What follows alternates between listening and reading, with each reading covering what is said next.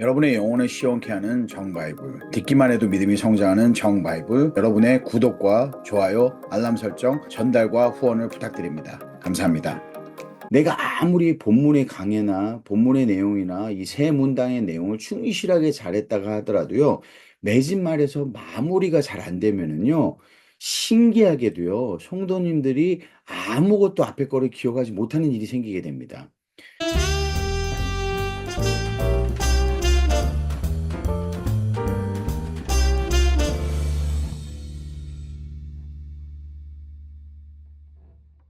이걸 두 가지 측면에서 말씀을 드려야 돼요. 어떤 측면에서 말씀을 드려야 되느냐면 맺은 말이 절대 본문보다 강해서는 안 됩니다. 무엇인가를 여러분들이 던진다고 하더라도 그 던지는 것이 지금까지 한 본문의 내용들에 대한 것을 좀 더 확실시하게 해주고 잘 기억할 수 있도록 해주는 역할이 되어야 되지, 절대 새로운 화두를 던지면 안 돼요. 전혀 맺은 말에 하지 않았던 무엇인가 새로운 거 던져서 새로운 이 맺은 말에 포커스가 되다 보면 앞에 것을 다 잊어버리게 됩니다. 반대로요, 이 맺은 말 부분에 있어서 맺은 말이 너무 소위 얘기하는 것처럼 너무 힘이 없게 마무리가 되면은요, 너무 힘없게 이게 마무리가 되다 보면은 마치 내가 지금까지 본문에서 강해를 해서 세 문단으로 나눠서 한 이야기가 별 볼 일 없는, 큰 의미 없는 이야기처럼 들릴 수도 있습니다. 그러니까 강약의 조절이 굉장히 중요해요. 너무나 강해도 안 되고 너무나 약해도 안 되고, 너무나 강하게 됐을 때는 여러 가지 역할이 있는데 그 강한 것은 특히 새로운 이야기를 던지면 안 된다라는 거. 새로운 이야기를 던져서 그 새로운 것에 포커스가 되면 안 됩니다. 매진 말에서는. 그러면은 새로운 것에 포커스를 안 하려다 보니까 오히려 했던 이야기를 요약을 해서 이야기하게 되고 하는데, 그렇게 하다 보면은 이게 굉장히 힘 없이 맺은 말이 마무리가 될 수가 있어요. 그래서 좋은 게 무엇이냐면요. 마치 포장지를 싸듯이요, 여러분. 포장지를 이렇게 싸듯이 맺은 말에서 가능하다면은 내가 인트로에 던졌던 화두를 다시 한번 그것에 대한 응답이라든지 해답이라든지 답변이라든지 아니면은 그것에 대한 리마인드라든지 이렇게 된다라고 한다면은요, 나는 분명히 인트로 때 던졌던 화두가 뭐냐면은 본문을 이야기하기 위한 것이었어요. 무엇이든지 그게요. 그리고 나서 나는 본문에 대한 세 문단을 1, 2, 3 해가지고 이야기를 했습니다. 맺은 말 때는 다시 인트로에 했던 것을 다시 끄집어내서 이것에 대한 답변, 해결, 결말, 마무리를 함으로써 이 본문에 대한 세 문단을 감싸는 듯한 그러한 마무리의 역할을 할 수 있는 게 좋은 맺은 말이라고 할 수가 있습니다. 그런데 너무 새로운 것, 아예 관계없는 것, 본문과 관계없는 것을 던지면 안 돼요. 예를 들도록 하겠습니다. 이게 어떤 예를 얘기하는 건지요. 예를 들어서요, 제가 여러분들에게 이 요한복음 3장에 나와 있는 니고데모에 대한 설교를 했다라고 생각을 하세요. 주님과 니고데모의 대화에 대해서 계속 설교를 했습니다. 니고데모의 설교를 보면은, by the way, 놀라운 것은요, 이 니고데모의 대화가 어디서부터 어디까지냐에 대한 학자들의 논란이 지금도 있습니다. 제가 박사학위를 공부할 때 과연 니고데모와 주님의 대화가 어디까지냐, 어디서 끝이냐라는 것에 대한 논란이 있는 거예요. 그러니까 3장 1절부터 15절까지냐, 아니면은 끝까지 3장의 뒷부분까지냐, 뒤에 부분까지냐, 아니면은 그 이외에 다른 어떤 해석을 해야 되느냐, 이런 것이 있는데, 15절까지 이루어지는 내용과 16절부터 나와 있는 내용이 독백처럼 바뀌어 버립니다. 그 이전에 15절까지의 내용은 명백하게 주님과 니고데모의 대화인 게 확실해요. 이 내용은요. 16절부터가 포함이 되느냐 안 되느냐에 대한 논란만 있는 거죠. 그러면 15절까지만 만약에 대화라고 본다라고 했을 때 이 15절까지가 어떠한 문단 어떻게 나눠지느냐? 형식적으로 니고데모가 말하길이라는 이야기로 시작이 됩니다. 니고데모라는 단어가 사람의 이름의 역할만 하는 것이 아니라 문단 나누기 역할을 하는 걸 볼 수가 있어요, 여러분.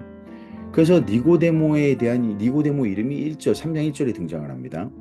그리고 3장 5절인가에 니고데모가 또 등장을 해요. 3장 9절인가에 또 등장을 합니다. 8절인가 9절인가요. 그래서 이 이름이 문단 나누기의 역할을 해요. 어떻게 문단 나누기 역할을 하느냐?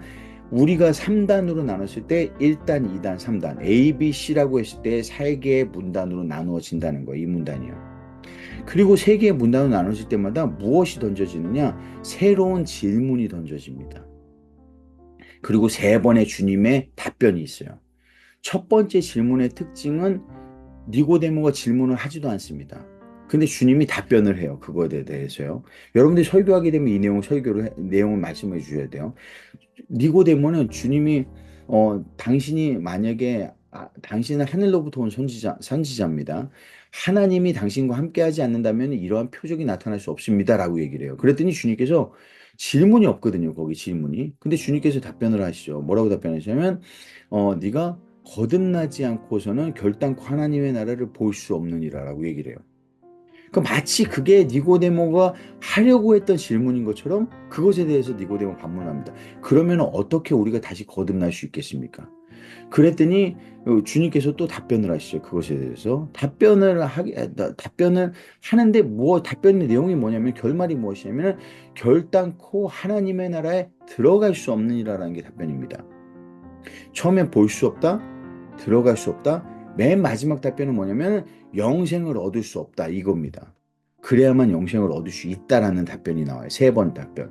그 니고데모 질문 답변. 이게 3장 1절부터 15절까지의 3단 문단으로 여러분들이 다 잘 짤 수 있는 본문의 내용입니다. 그러니까 니고데모에 대한 설교를 여러 번 들으셨을 수 있어요. 교회에서요. 성도님들이 여러 번 들으실 수 있습니다. 그런데 실질적으로 그 설교를 성경이 이야기하는 대로 들어본 사람은 많지 않을 거예요. 너무나 잘 알고 있는 본문이기 때문에 그 본문을 안다라고 생각은 할 수 있어요. 그래서 굳이 강조하는 게 니고데모가 얼마나 간절했으면 밤에 찾아왔겠냐, 혹은 얼마나 두려웠으면 밤에 몰려왔겠느냐, 뭐 이런 정도의 이야기입니다. 성경에 나오지 않는 이야기예요.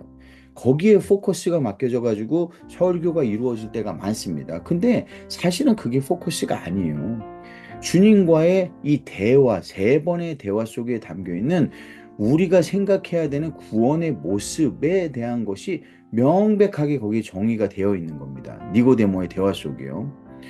그렇게 해서 여러분들이 강해를 해서 이 니고데모의 설교를 했다라고 치자고요. 그죠? 이 설교를 했어요. 그리고 나서 결론을 내려야 됩니다. 이 결론을 내려야 되는데 결론을 내릴 때 자, 그럼 어떻게 결론을 내릴 것이냐? 여러분, 음, 이제 우리가 왜 니고데모가 밤에 찾아올 수밖에 없었는지 알 수 있게 되었습니다. 라고 이야기를 한다라고 하면 이런 결론은 어떤 결론이냐?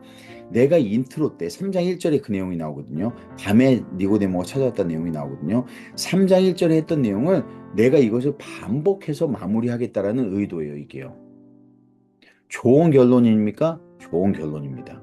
혹은 여러분들이 지금까지 반복적으로 계속 이야기했던 이것에 반복적으로 이야기했지만 설명하지 않았던 것을 충격으로 던질 수도 있습니다. 그러나 본문과 관련이 있어야 됩니다. 그 관련이 있는 게 뭐냐? 이런 얘기를 할 수 있어요. 여러분, 니고데모라는 이름을 통해 요한은 3번의 문단을 나눴습니다. 근데 제가 여러분들에게 말씀드리지 않은 게 있어요. 그게 뭐냐? 여러분, 니고데모라는 이름의 어원이 무엇인지 아십니까? 라는 거. 그러면 그 니고데모의 이름의 어원을 아는 사람은 아무도 없습니다. 여러분들 중에도 아무도 없을 거예요. 아시는 분 손 한번 들어보십시오. 없죠? 니고데모의 설교를 진짜 수십 번 들으셨을 거예요. 한 번도 안 들어봤다 손 들어보십시오. 니고데모에 관련 설교는. 없죠? 여러 번 들어봤다 손 들어보십시오. 여러 번 들어보셨을 거예요. 여러분들 표정 속에 나오죠? 예, 맞아요. 여러 번 들어보셨어요. 이 설교를요. 근데 아무도 니고데모의 이름의 어원의 의미를 단 한 번도 설명해 주지 않았다는 얘기입니다. 여러분들에게요. 그러면은 이게 제가 무엇을 증명하고 있느냐? 누군가는 본문에 대한 연구를 이 정지성 교수가 설교학 시간에 강의하는 것처럼 그렇게 연구하지 않았다는 얘기예요.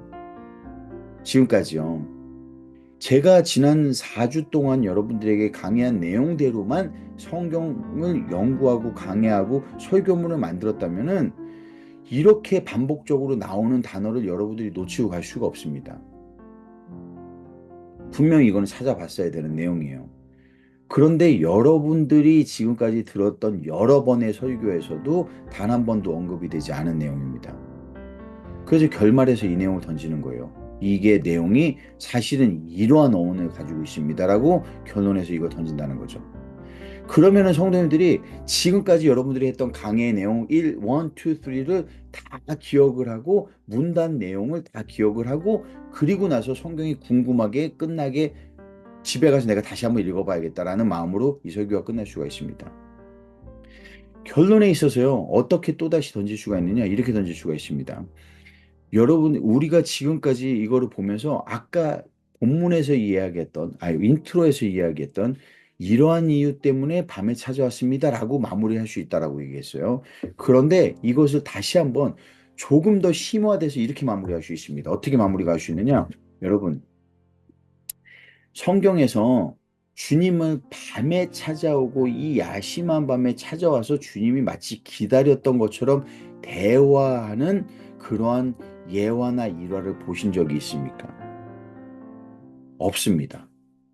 이 니고데모의 대화가 아주 특별한 거예요. 그렇기 때문에요. 없어요. 그런 대화가요. 이게 없단 말이에요.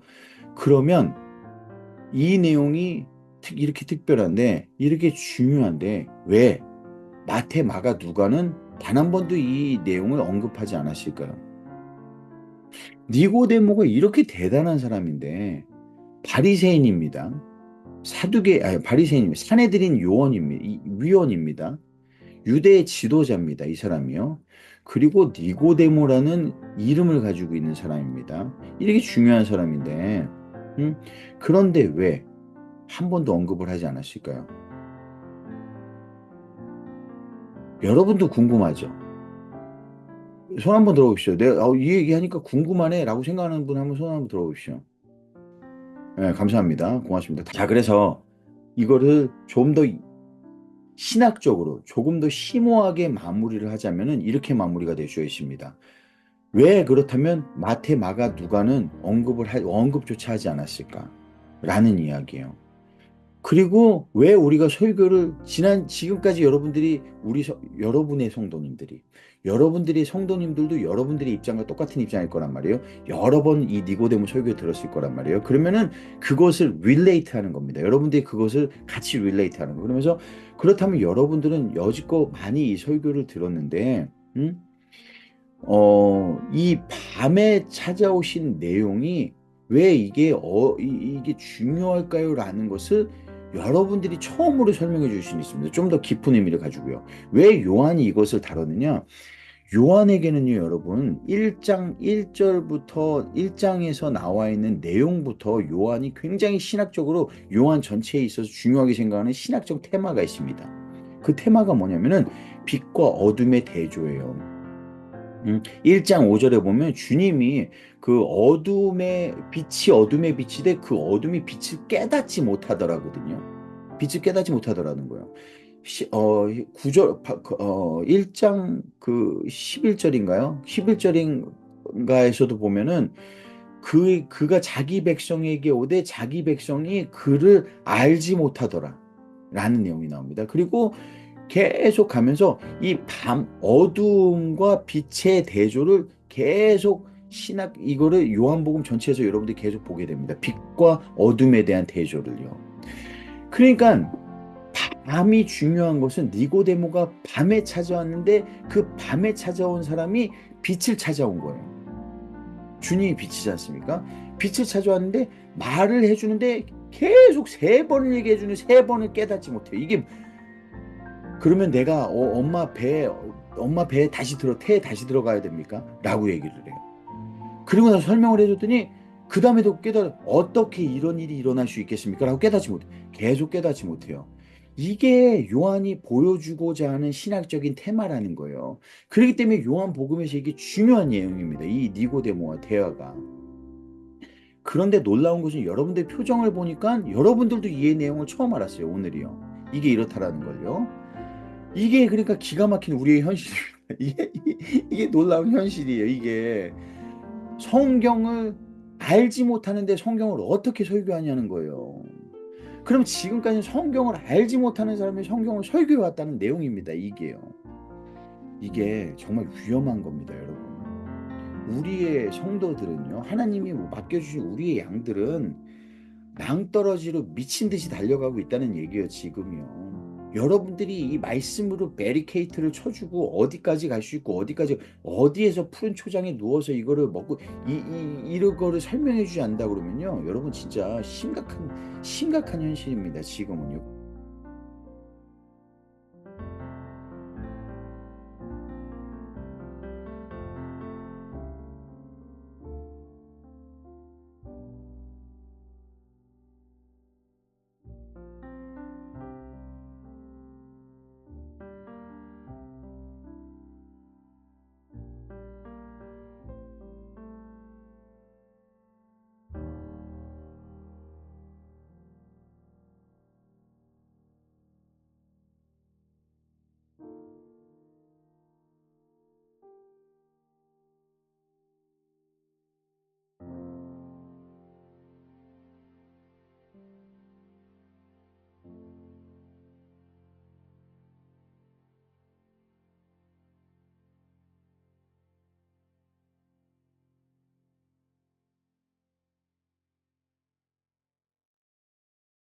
여러분의 영혼을 시원케 하는 정바이블, 듣기만 해도 믿음이 성장하는 정바이블, 여러분의 구독과 좋아요, 알람 설정, 전달과 후원을 부탁드립니다. 감사합니다.